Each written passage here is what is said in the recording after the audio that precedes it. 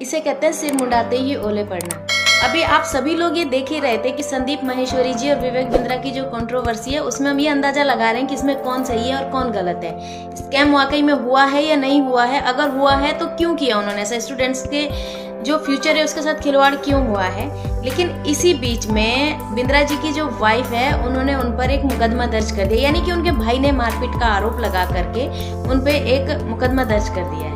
6 दिसंबर को उनकी शादी हुई थी और 14 तारीख को या शायद उसके बीच में या ऐसी कोई डेट है, उन पर एक मुकदमा दर्ज हो गया है। मतलब एक तरफ तो वो फंसे थे इस चीज में कि उन पे स्कैम के आरोप लग रहे हैं, एक तरफ उनकी वाइफ ने भी उन पे मुकदमा दर्ज करवा दिया।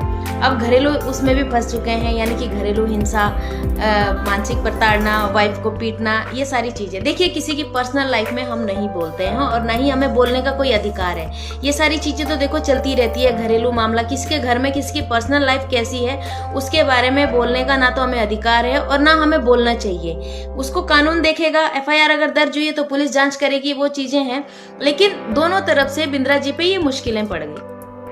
अब महेश्वरी जी ने उन पे आरोप लगाया था क्योंकि कुछ स्टूडेंट्स का यही कहना था कि उनको गलत कोर्स बेचा गया, जो उनको चाहिए था वो नहीं मिला, उसके बाद हमें MLM की तरह एक मार्केटिंग करने के लिए बोला गया, वो चीज गलत है। अब अगर इधर से भी कुछ ऐसा ही हो जाता है, कानूनी कार्रवाई हो जाती है तो मुश्किल पड़ जाएगी। अब ये जो स्कैम्स है ना, ये आज से नहीं हो रहे हैं, ये पहले भी होते थे, लेकिन पहले इसका स्टैंडर्ड कुछ और था। कागजी कार्रवाई से होता था, घर आके पैसा लेकर के जाते थे, एक छोटी सी स्लिप आपको देते थे, फिर आप बाद में कहते थे कि हमें फंसा लिया गया है, हमसे पैसे लूट लिए हैं। लेकिन आज इसका स्टैंडर्ड चेंज हो गया है। आज ऑनलाइन ठगी होती है, आज ऑनलाइन चीजें आपको बेची जाती है, जो कि एक इसके लेवल को बढ़ा के हो रहा है जो पीछे होता था। लेकिन आज की डेट पे ये चीजें ज्यादा फैलती है। पहले शिकायतें कम हुआ करती थी, मीडिया, सोशल मीडिया पे भी कम आते थे, मीडिया वाले गिने चुने कभी कहीं चले जाते थे, किसी का न्यूज़ दिखा दिया, किसी का नहीं दिखा, किसी ने टीवी में देखा या नहीं देखा, लोगों को ये पता ही नहीं होता था कि आज हमारा इंटरव्यू लिया है या आज हमसे कुछ पूछा गया मीडिया वालों ने, तो हमको किस दिन उसे जाके देखना है।